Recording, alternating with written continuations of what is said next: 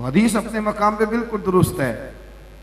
तो वो जब गुफ्तगू के बाद वो बैठ गए तो मैंने उनसे गुजारिश की, मैंने कहा भाईजान जो हदीस आपने बयान किया बिल्कुल दुरुस्त है कि आबिद इबादत करता रहे, आलिम सोया भी रहे, तो दर्जा आलिम का ज्यादा है।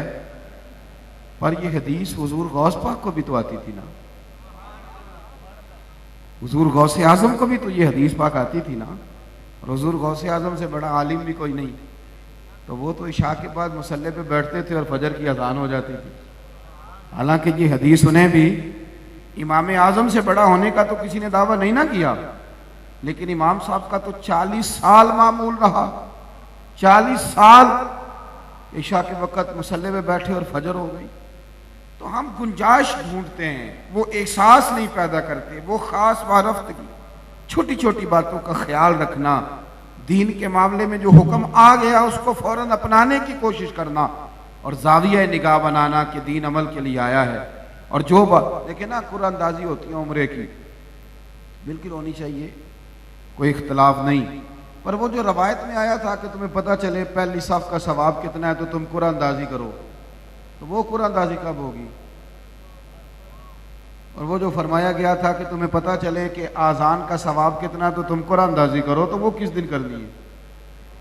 वो कब होगी? हम लोगों ने वो जो खास जौक था, वो जो मिजाज था दीन के साथ हमारे बुजुर्गों के ताल्लुक का, उसको आहिस्ता आहिस्ता करके दलीलें लेके अपने हक में चीजें लेके कमजोरी दिखाई।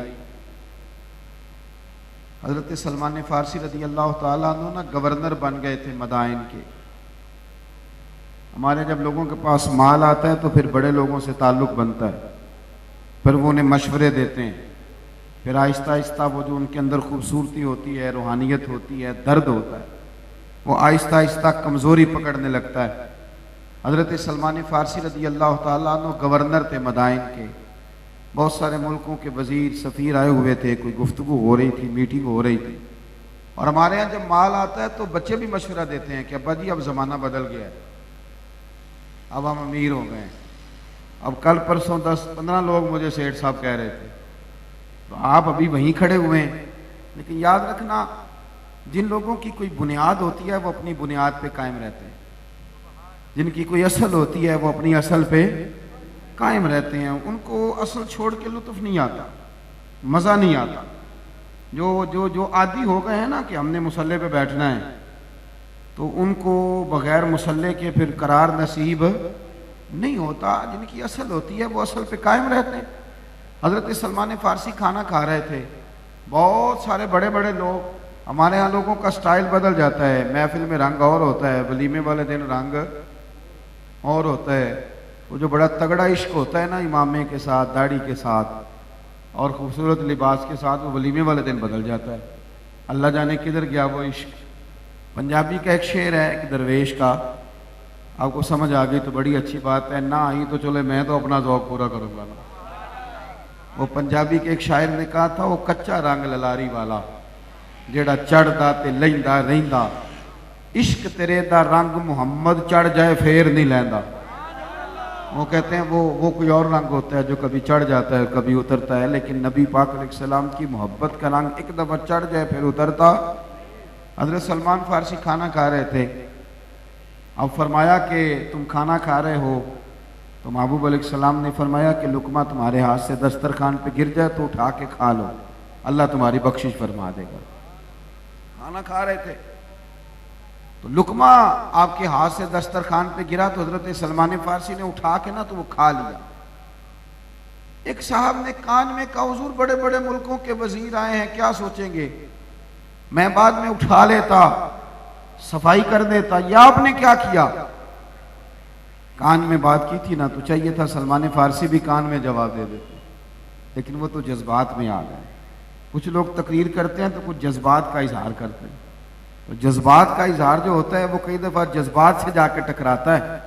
हज़रत सलमान फारसी ने इमामा सर से उतारा, अपने बाल अपने हाथों में पकड़ लिए, फरमाने लगे क्या कहा तुमने, लोग देख रहे हैं? फरमाने लगे इन 4 दुनियादारों के लिए मैं अपने नबी का तरीका छोड़ दूं? फिर फरमाने लगे मैं तो मदीने के बागों से खजूरें उतार के बेचता था, ये जो मेरे सर पर इज्जत के बाल हैं ये मोहम्मद अरबी के उगाए हुए हैं, ये मुझे रसूल पाक सल्लल्लाहु अलैहि वसल्लम ने अता फरमाए।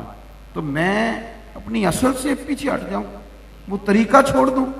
वो तरीका हमारे बुजुर्ग थे, उस्ताद थे मौलाना अबू दाऊद मोहम्मद सादिक साहब रहमतुल्लाह अलैह। वो एक खातून जा रही थी बेपर्दा, अब तो खैर। और एक और बात भी अर्ज करूं, बड़ी जल्दी प्रोपेगेंडे के पीछे ना लग जाया करें। मैंने जुम्मे में भी कहा था, वो किसी ने कहा है कि हम अब पर्दा नहीं करेंगे, मुहिम चलाएंगे, मर्जी से जिएंगे। तो मैंने कहा तुम्हारी मुहिम पे लगेगा कौन? अल्हम्दुलिल्लाह ये रसूलुल्लाह के मानने वालों का दीन है और हमारी बेटियां फख्र महसूस करती हैं सैयदा फातिमा का तरीका अपनाने में। तुम पता नहीं किसकी बात कर रहे हो, तुम अपना सर पटकोगे। इकबाल ने कहा था तुम्हारी तहजीब खुद अपने खंजर से खुदकुशी करेगी, तुम्हारी तहजीब खुद अपने खंजर से खुदकुशी करेगी। जो शाख नाजुक पे बनेगा आशियाना वो ना पायदार होगा। तुम कच्ची बातें करते हो। हमारे मौलाना अबू दाऊद साहब रहमतुल्लाह अलैह शेख आप गली से गुजर रहे थे तो एक बच्ची ऐसे बेपर्दा खातून गुजर रही थी तो फरमाने लगे बेटे पर्दा करो। कह दिया, चेहरा दूसरी जानिब है, और बेटे पर्दा करो। उसने सख्त लफ्ज कहे, कहने लगी बाबा आप अपना काम करें। लेकिन जवाब में जुमला का वो बड़ा शानदार था, बाबा अपना काम करें। तो आप फरमाने लगे बेटे मेरा यही काम है, मैं काम ही कर रहा हूं, मेरा काम ही ये है कि लोगों को नबी पाक का दीन बताना, तो मैं काम कर रहा हूं। तो खातून भी हंस दी और उन्होंने कपड़ा उठाया और चेहरे पे रख लिया। कहने लगी कि आपकी बात में मुझे असर महसूस होता है। तो मेरे अजीज, असल जो है ना हमारी असल, हमारे दीन के अंदर हर चीज़ हमें दी गई, हमने थोड़ी थोड़ी गुंजाइश दी। जब हमारे घर में जनाजा उठा, तीजे का, 10वें का, चेलम का प्रोग्राम हुआ तो हम दीनदार बन गए, नेक हो गए, कुरान शरीफ पढ़ा जाने लगा, नातें पढ़ी जाने लगी। और जब हमारे घर में ब्याह हुआ, अब भी तो हम मुसलमान ही है ना, अब भी तो हम मुसलमान। अब हमें क्या हुआ? अल्लाह रसूल से सिर्फ दुखों का रिश्ता है, सुखों का ताल्लुक किसके साथ बनाए? सहाबा किराम अलैहिम रिदवान ने हर उस अदा को अपनाया दीन के साथ, हुजूर के साथ, उनकी कामिल वबस्तगी। और वो वाली चीजें जो सरकार ने बयान भी नहीं फरमाई, उनसे कहीं भी नहीं। हुजूर ने कहा था कि मैं कुल्ली करूं तो पानी चेहरों पे मल लेना,